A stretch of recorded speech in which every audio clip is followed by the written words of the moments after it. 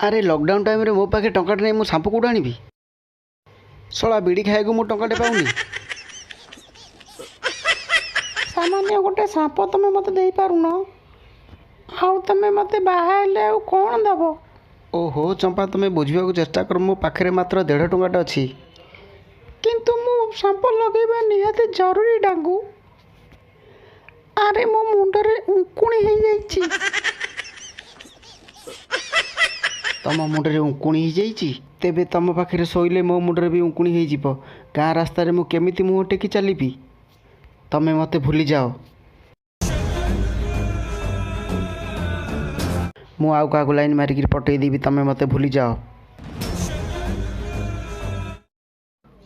मु सारा जीवन गोटे उंकुणी मुड़ी सहित रही पारिबी नहीं, जे कि प्रति मुहूर्त रे खाली कुंडई मुंडई होउतिबो।